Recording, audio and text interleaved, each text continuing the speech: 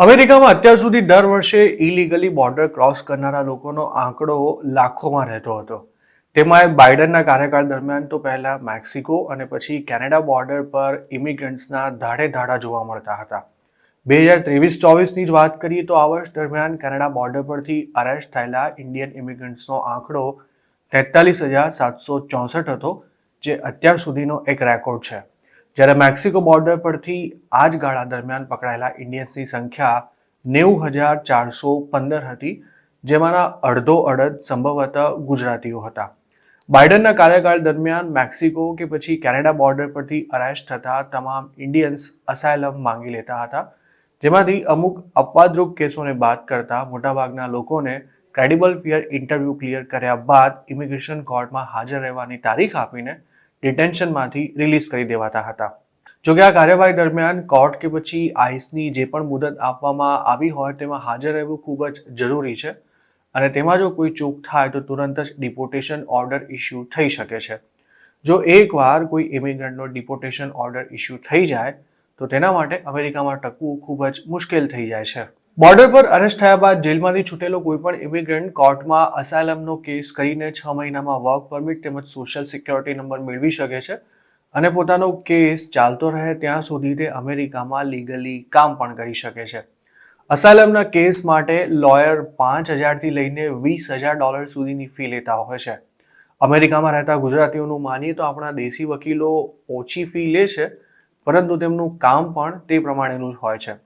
હાલ અમેરિકામાં અસાયલમના 25 લાખથી પણ વધુ કેસીસ પેન્ડિંગ પડ્યા હોવાથી એક કેસમાં ફાઇનલ જજમેન્ટ આવતા એવરેજ 6 થી 8 વર્ષ કે પછી તેનાથી પણ વધુ સમય લાગી રહ્યો છે, જેથી અસાયલમના બહાને યુએસમાં ઇલીગલી રહેતા લોકો માટે કામ કરવું અને અમેરિકામાં જ કાયમ માટે રહી જવાની વ્યવસ્થા કરવું ખૂબ જ સરળ બની જાય છે.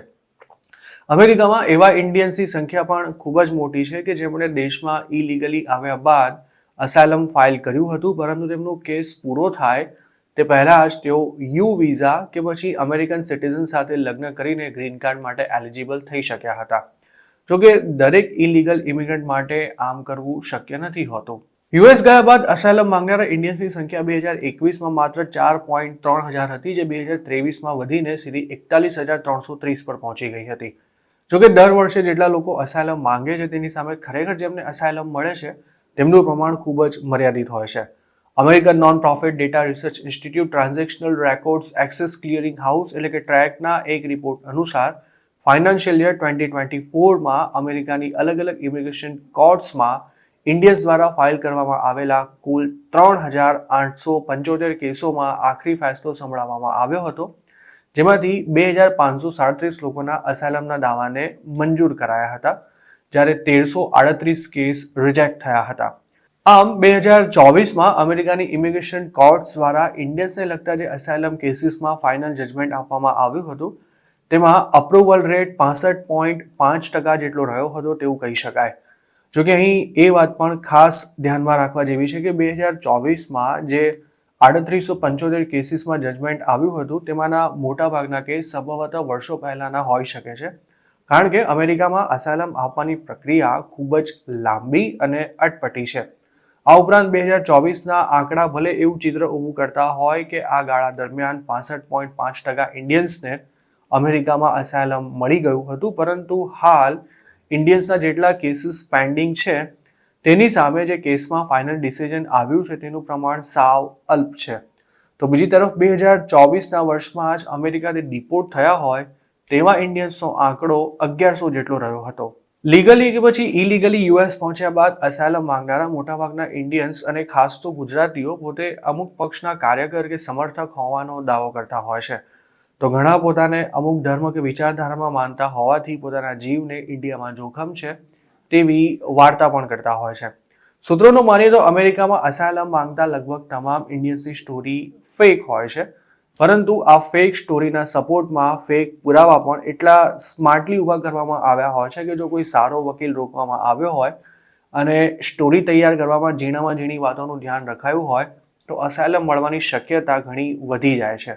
જોકે ગુજરાતીઓ માટે એકની એક સ્ટોરી રજૂ કરીને અસાયલમ મેળવવું જરાય આસાન નથી રહ્યું.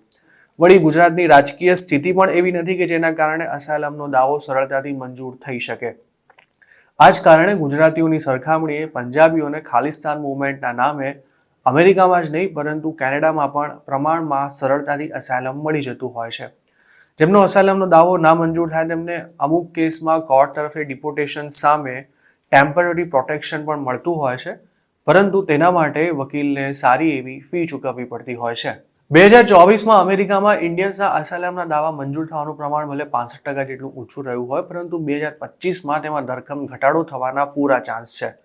અમેરિકાના આગામી પ્રેસિડેન્ટ બનવા જઈ રહેલા ડોનાલ્ડ ટ્રમ્પ અસાયલમને મજાક સમાન ગણાવે છે, જેથી તેમની ઇમિગ્રેશન પોલિસીની સીધી અસર ઇમિગ્રેશન કોર્ટ્સના જજમેન્ટમાં પણ જોવા મળી શકે છે.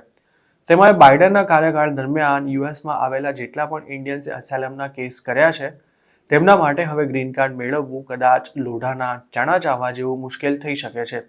જે લોકો મેક્સિકો બોર્ડર પરથી અમેરિકા આવ્યા હતા તેમના કેસ કદાચ લાંબા ખેંચી શકાશે, પરંતુ જેમણે કેનેડા બોર્ડર પરથી અમેરિકામાં એન્ટ્રી કરી છે તેમના માટે ટ્રમ્પના પ્રેસિડેન્ટ બન્યા બાદ અસાયલમ મેળવવું અતિશય મુશ્કેલ બની જશે.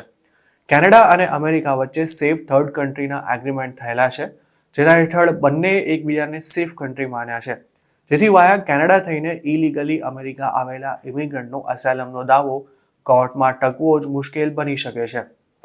ટ્રમ્પના આવ્યા બાદ અમેરિકામાં અસાયલમ મળવું તો મુશ્કેલ થઈ જ જવાનું છે, પરંતુ તેની સાથે સાથે જે 18,000 જેટલા ઇન્ડિયન્સને ડિપોર્ટ કરવાના ફાઇનલ ઓર્ડર્સ થઈ ચૂક્યા છે તેમને પણ હવે ગમે ત્યારે ઘર ભેગા કરવામાં આવી શકે છે.